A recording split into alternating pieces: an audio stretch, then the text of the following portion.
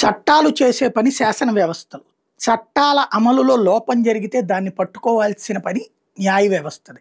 అట్లాగే చట్టం రాజ్యాంగ విరుద్ధంగా ఉంటే జోక్యం చేసుకునే బాధ్యత న్యాయ వ్యవస్థ. అంతేగాని చట్టం ఎలా ఉండాలి, చట్టంలో ఏముండాలి అన్నటువంటిది చెప్పే అధికారం న్యాయ వ్యవస్థకు లేదు. రాజ్యాంగం రాసినప్పుడు ఎవరి పనులు వాళ్ళకి, ఎవరి బాధ్యతలు వాళ్ళకి అప్పచెప్పారు. ఒకళ్ళ బాధ్యతలో ఇంకొకళ్ళు ఏలు పెట్టకూడని ఒక సున్నితమైన రేఖ గీశారు. కానీ రాజ్యాంగ విరుద్ధంగా కొలీజియం అనే వ్యవస్థ ద్వారా న్యాయమూర్తుల నియామకం జరుగుతుంది. ఒక న్యాయమూర్తి ఇంకొక న్యాయమూర్తిని నియమించుకునేటటువంటి పరిస్థితి భారతదేశపు న్యాయ వ్యవస్థలో ఉండటమే రాజ్యాంగ విరుద్ధం. ఎందుకంటే ఎంపీలు ఇంకొక ఎంపీని ఎన్నుకుంటారా, మంత్రులు ఇంకొక మంత్రిని ఎంపిక చేసుకుంటారా? లేదు కదా. వాళ్ళకి లేని అధికారం ఒక ప్రత్యేకించి వీళ్ళకే ఎందుకు ఇచ్చారు? పోనీ వీళ్ళు ఏమన్నా ఏ ఎగ్జామ్స్లో పాస్ అయ్యి అందులో ఫస్ట్ వచ్చిన వాళ్ళకి ఇచ్చారు అంటే ఒక అర్థం ఉంది. అట్లా లేదు. ఆ లాయర్ గారు బాగా వాదిస్తున్నాడని మేము ఐడెంటిఫై చేస్తున్నాం, మేము తీసుకుని ఆయన జడ్జిని చేస్తున్నాం.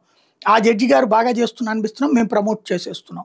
ఈ తరహా వ్యవస్థ అన్నటువంటిది రాజ్యాంగ మౌలిక సూత్రాలకు విరుద్ధమైంది. కాకపోతే ఏంటంటే మేము ఇంటలెక్చువల్స్ కాబట్టి, ప్లస్ రాజకీయ వ్యవస్థ మీద ప్రజలకు విరక్తి ఉంది కాబట్టి, వాళ్ళకంటే మమ్మల్ని మేధావులుగా గుర్తిస్తున్నారు కాబట్టి రాజ్యాంగం కల్పించిన అధికారాలు మేము తీసుకుంటున్నాం అని చెప్పేసి చివరికి శాసన వ్యవస్థలు తిరస్కరించినటువంటి కొలీజియాన్ని బలవంతంగా తమ తీర్పు ద్వారా, తీర్పు అనే హక్కు ద్వారా రుద్దారు. బాగానే ఉంది, నడుస్తోంది. తప్పని పరిస్థితుల్లో ప్రభుత్వానికి పూర్తి స్థాయి బలం లేకపోవడం వల్ల దాన్ని కంట్రోల్ చేయలేకపోతుంది.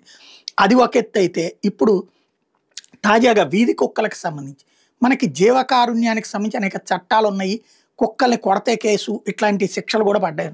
ఇప్పుడు కుక్కలకి అన్నం పెట్టాలా లేదా, ఆహారం పెట్టాలా లేదా, ఎక్కడ పెట్టాలి, ఎట్లా పెట్టాలి అన్నది సుప్రీంకోర్టు డిసైడ్ చేస్తుంది. ఎందుకని ఎక్కడెక్కడో కుక్క కాటు వలన గాయాల పాలయ్యారు, ప్రాణాలు కోల్పోయినటువంటి సంఘటనలు ఉన్నాయి, రేబీస్ ఉంది అన్నట్టు. కరెక్ట్. దాంట్లో జోక్యం ఏది? అది ప్రభుత్వాలకి అడగాల అంతవరకు. కానీ కోర్టే డిసైడ్ చేస్తుందంటే ఎక్కడ ఆహారం పెట్టాలి అన్నటువంటి ఏ విధమైనటువంటి కరెక్ట్ అవుతుంది? అది ఎలా బాధ్యతాయుతమైనటువంటి తత్వం అవుతుంది? ఇంకోటి, కుక్కలకి ఆహారం పెట్టద్దు అనేటటువంటి ధోరణిలో చెప్తుంది. మరి అప్పుడు పుట్టినటువంటి కుక్కలన్నిటి ఇప్పుడు రేపు పొద్దున అవి పెరిగిపోతూ ఉంటాయి. వాటికి జనాభాలకు సంబంధించినటువంటి ఏదో వాటి నియంత్రణకి ఏదో చర్యలని వీళ్ళు ఆదేశిస్తారు. గ్రౌండ్ లెవెల్లో ఆ స్టాఫ్ ఉండరు. ఎవరు బాధ్యత వహిస్తారు అప్పుడు వీటికి సంబంధించి?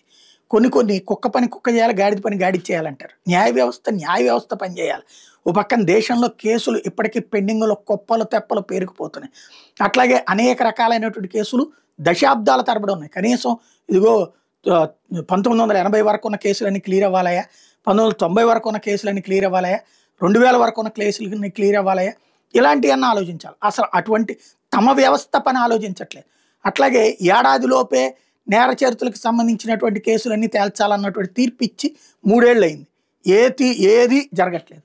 అంటే తాము చేయాల్సిన పనిని కాకుండా తమకు సంబంధం లేని పనుల్లో ఎక్కువగా జోక్యం చేసుకుంటున్నారు. రైట్ ఆర్ రాంగ్ అన్నటువంటిది చర్చ జరగాలి. ఇందులో న్యాయమూర్తులు నిందించాల్సిన పని లేదు, న్యాయ వ్యవస్థ నిందించాల్సిన పని లేదు, కానీ చర్చించాల్సిన అవసరం అయితే ఉంది.